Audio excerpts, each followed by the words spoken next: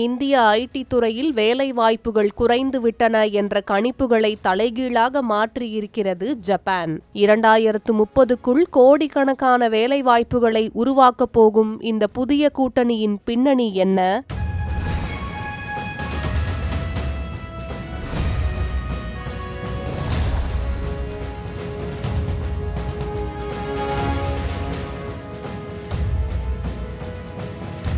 Japan நாட்டில் அதிகரித்து வரும் முதியோர்களின் எண்ணிக்கை மற்றும் எக்கச்சக்கமாக உயர்ந்து வரும் டிஜிட்டல் தேவைகள் காரணமாக அந்நாட்டு நிறுவனங்கள் தற்போது வெளிநாட்டுக்கு சேவைகளை, குறிப்பாக இந்தியாவை சார்ந்திருக்க வேண்டிய கட்டாயம் உருவாகியுள்ளது.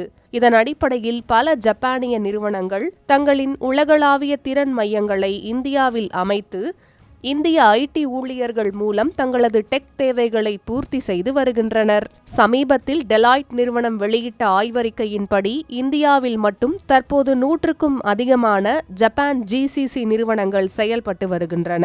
இந்தியாவின் ஒட்டுமொத்த ஜிசிசி சந்தையில் ஜப்பானின் பங்கு 5% இங்கே ஜிசிசி, அதாவது குளோபல் கேப்பபிலிட்டி சென்டர்ஸ் என்பது வெளிநாட்டு நிறுவனங்கள் இடைத்தரகர் இல்லாமல் இந்தியாவிலேயே நேரடியாக தங்களின் சொந்த கிளை அலுவலகங்களை அமைத்து நமது இந்திய ஐடி ஊழியர்களை கொண்டு வேலை வாங்கும் ஒரு நவீன முறையாகும். இதுபோல ஆசிய பசிபிக் பிராந்தியத்தை சேர்ந்த ஜிசிசி நிறுவனங்களை கணக்கிட்டால் அதில் ஜப்பானிய நிறுவனங்களின் பங்கு 50% உள்ளது. இந்த எண்ணிக்கை அடுத்த 5 ஆண்டுகளில் இரட்டிப்பாகும் என்று கணிக்கப்பட்டுள்ளது.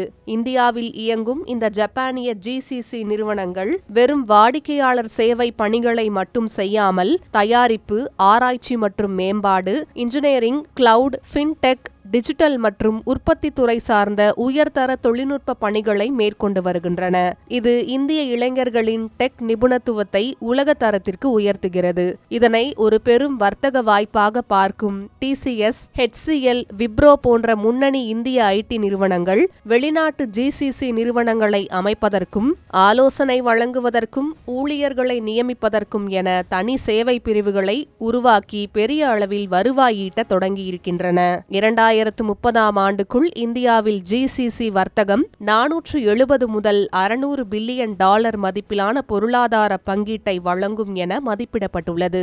இதன் மூலம் இந்தியாவில் சுமார் 2 முதல் 2.5 கோடி புதிய வேலைவாய்ப்புகள் உருவாக்கப்படும் என்றும், இது நாட்டின் ஒட்டுமொத்த ஜிடிபி வளர்ச்சியில் 2.2% முதல் 2.8% வரை பங்களிக்கும் என்றும் கணிக்கப்பட்டுள்ளது. சமீபத்தில் டெல்லியில் நடைபெற்ற இந்தியா ஜப்பான் பிரதமர்களின் சந்திப்பு இரு நாடுகளுக்கும் இடையேயான இந்த வர்த்தக உறவை அடுத்த கட்டத்திற்கு எடுத்து சென்றுள்ளது. மேலும் இரு நாடுகளுக்கு இடையிலான வர்த்தகத்தை டாலருக்கு பதிலாக தங்களின் உள்நாட்டு நாணயங்களிலேயே மேற்கொள்வதற்கான பேச்சுவார்த்தைகளும் தீவிரமாக நடைபெற்று வருகின்றன. சுருக்கமாக சொன்னால் ஜப்பானின் டிஜிட்டல் தேவையும் இந்தியாவின் இளைஞர் சக்தியும் இணைந்து ஒரு பெரிய பொருளாதார புரட்சியை ஏற்படுத்தி வருகின்றன.